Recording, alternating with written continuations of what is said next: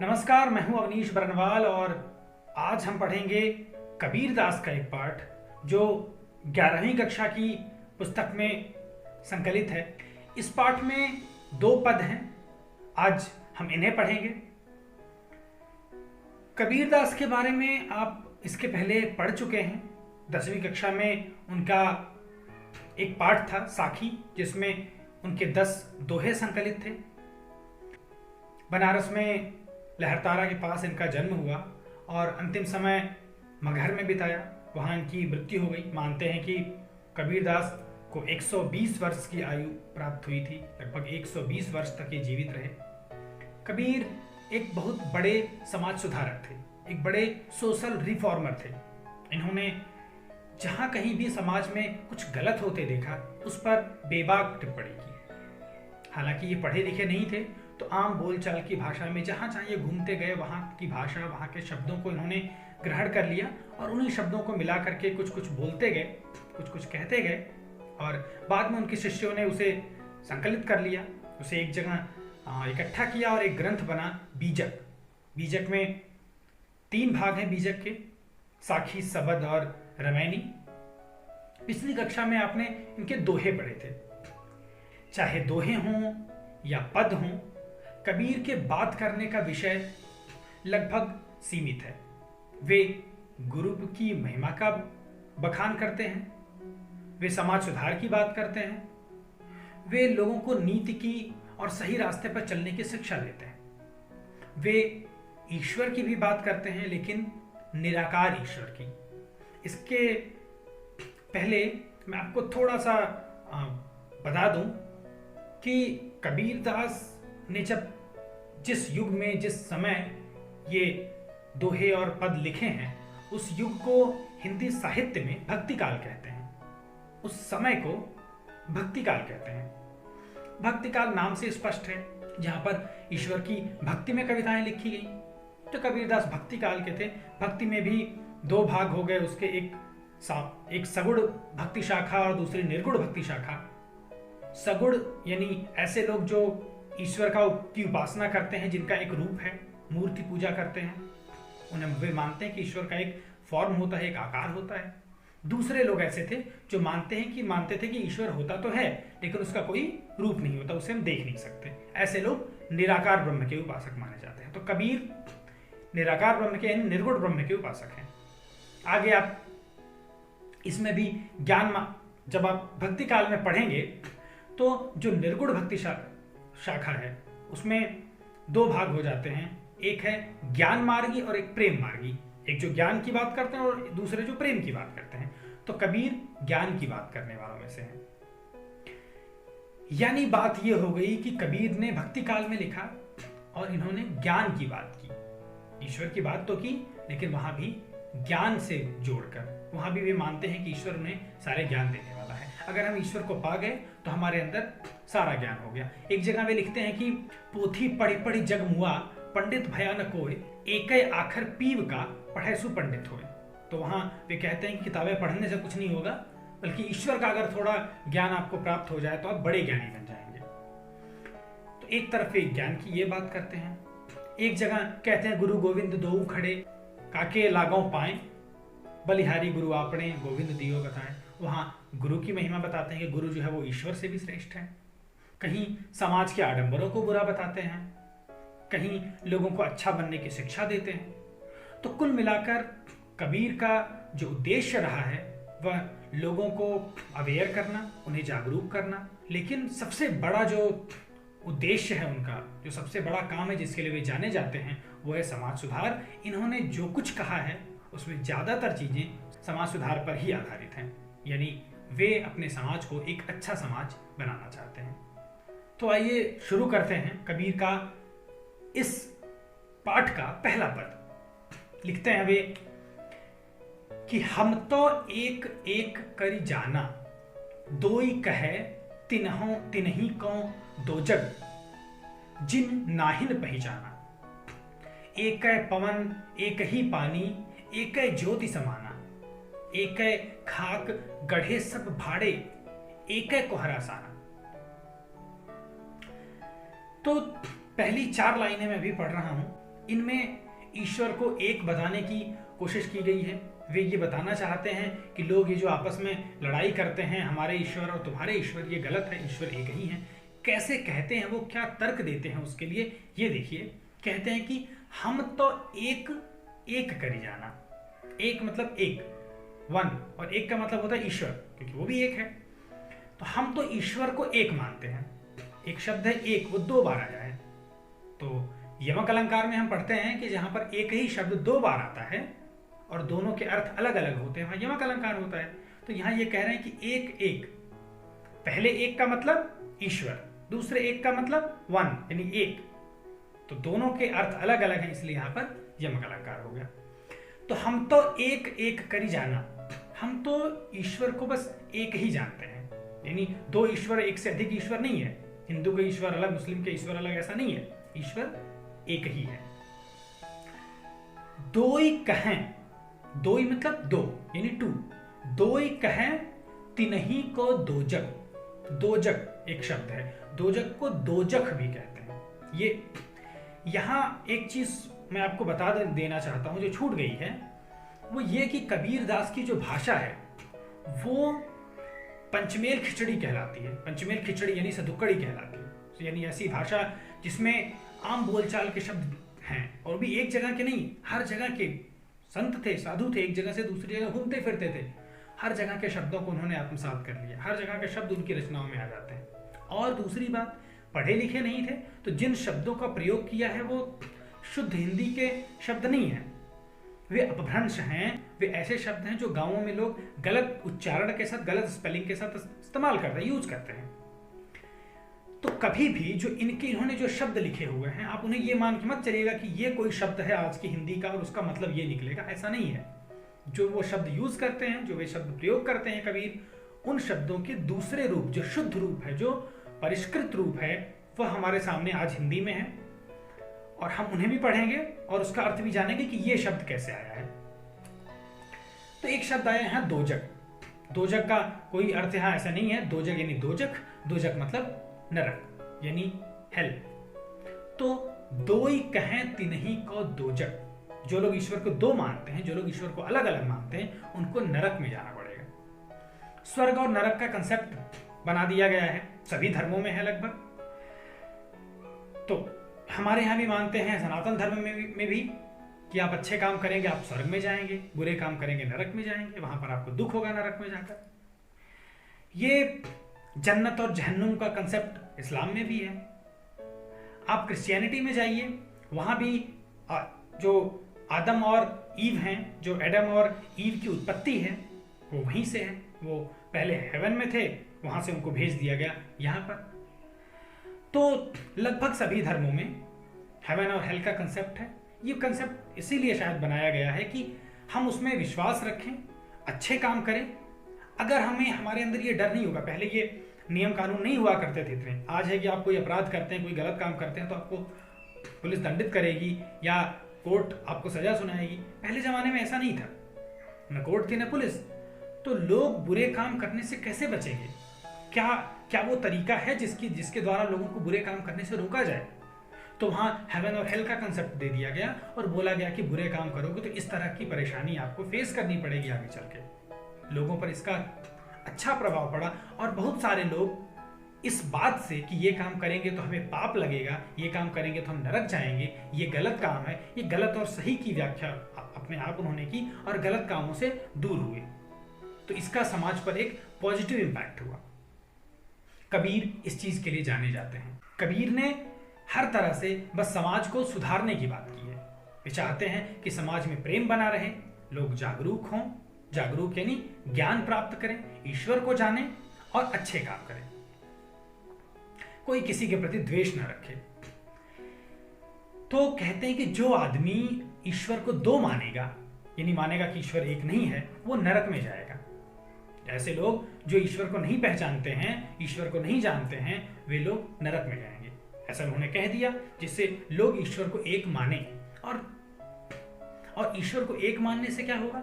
ईश्वर को एक मानने से तमाम जो अंतर्विरोध हैं 2 समुदायों के बीच में, 2 जातियों के, 2 धर्मों के बीच में, वे सब खत्म हो जाएंगे।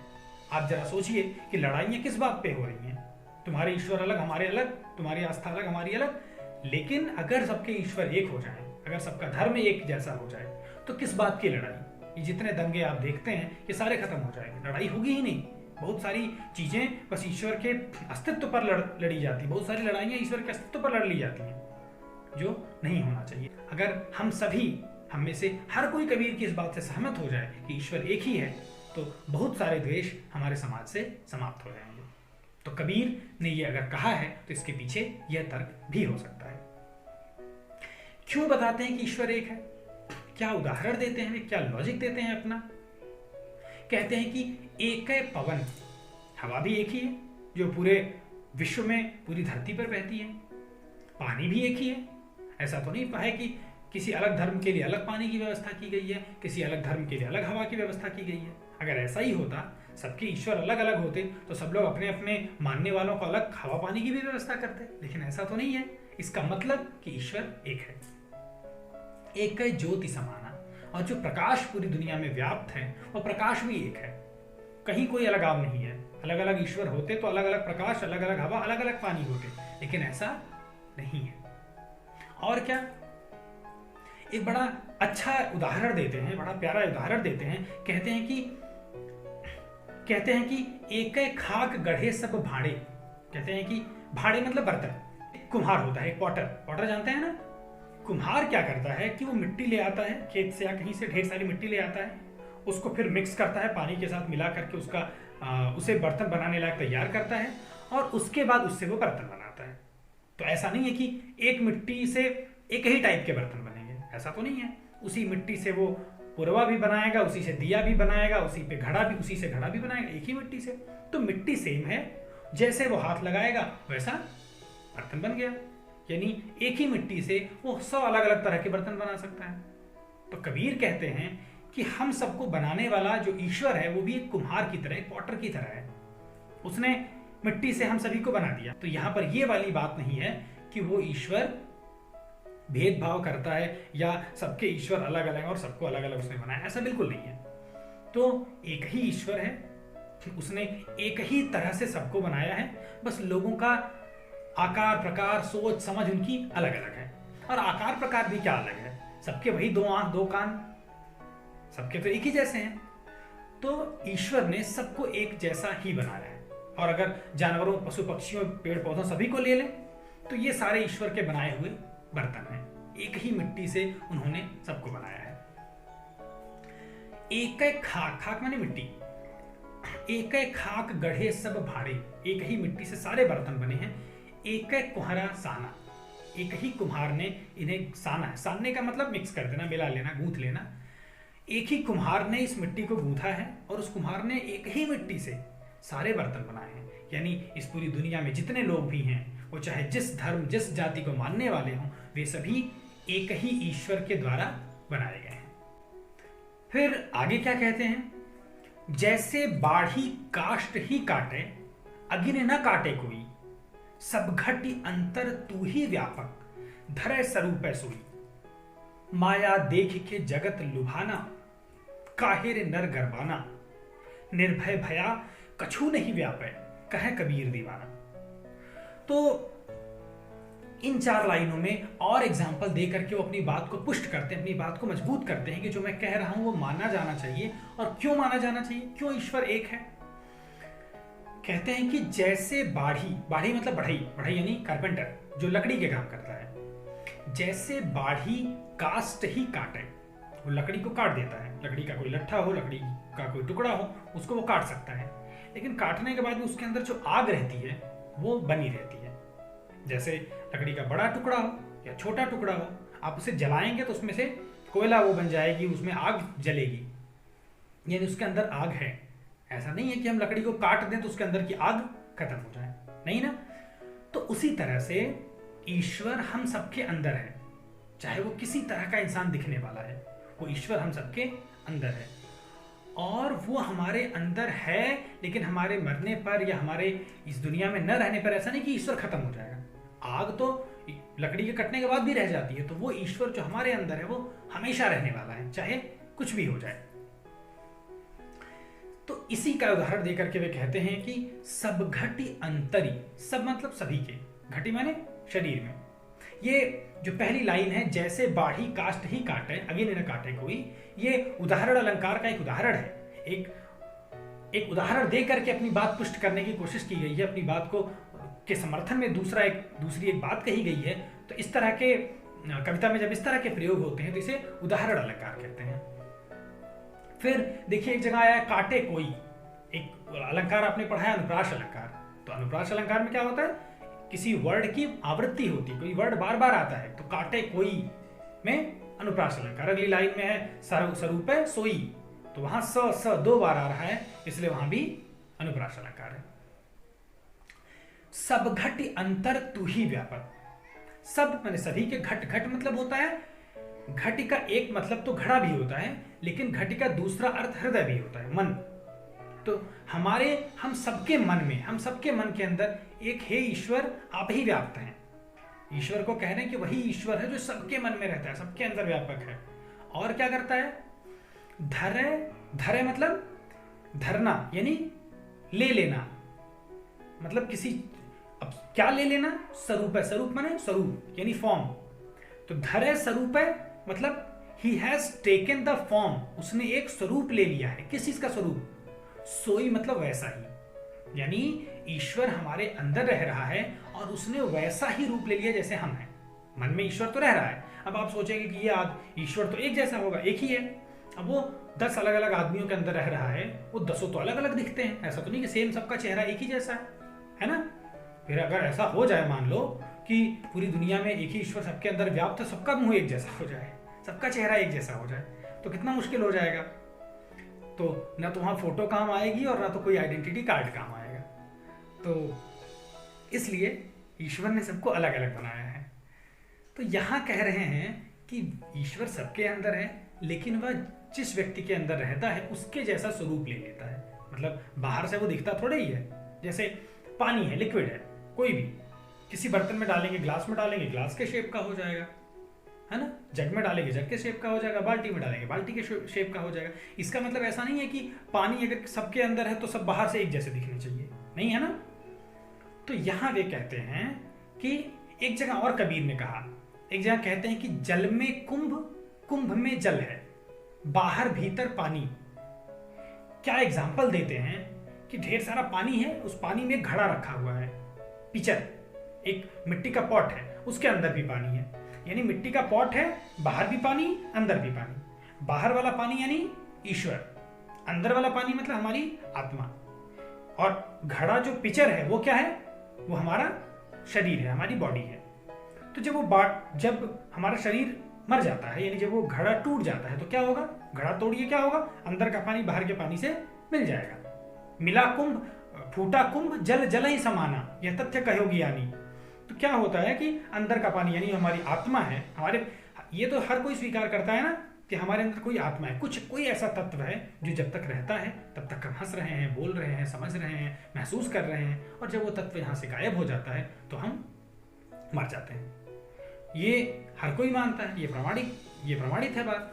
तो ये जो अंदर आत्मा है, जब वो हमें दिख नहीं रही है, तो जो बाहर हमारी सराउंडिंग उसमें ईश्वर भी हो सकता है, वो भी हमें नहीं दिख सकता है। और जब हमारी मृत्यु हो जाती है तो हमारे जो अंदर वाला तत्व है वो बाहर वाले तत्व से मिल जाता है। ये भी कंसेप्ट हो सकता है। तो कबीर का यही कंसेप्ट है, वे ऐसा मानते हैं। एक जगह और कहते हैं कि पाड़ी ही त हिम भया, हिम भय गया बिलाई, जोई था सोई भया, अब कुछ कहा न जाए। यानी जिस तरह से पानी होता है, बाद में वो जम जाता है तो बर्फ हो जाता है, उसका शेप बदल जाता है, बर्फ के रूप में हो जाता है। अब बर्फ के रूप में आप चाहे उसकी आइसक्रीम बना लें, वो उस शेप का हो जाएगा, चाहे क्यूब्स बना लें, उस शेप का हो जाएगा। लेकिन जब उसे थोड़ी देर छोड़ देंगे तो फिर वो पानी बन करके पहले जैसा हो जाएगा। तो वैसे ही हम हैं, ईश्वर में हैं हम सभी, उस ईश्वर का एक अंश आकर के एक व्यक्ति बन जाता है, मनुष्य बन जाता है, और बाद में मृत्यु के बाद फिर उसी ईश्वर में बदल जाता है। तो ईश्वर से मनुष्य, और फिर मनुष्य से ईश्वर, पानी से बर्फ, और बर्फ से फिर पानी। चलिए आगे बढ़ते हैं। तो माया देख के जगत लुभाना।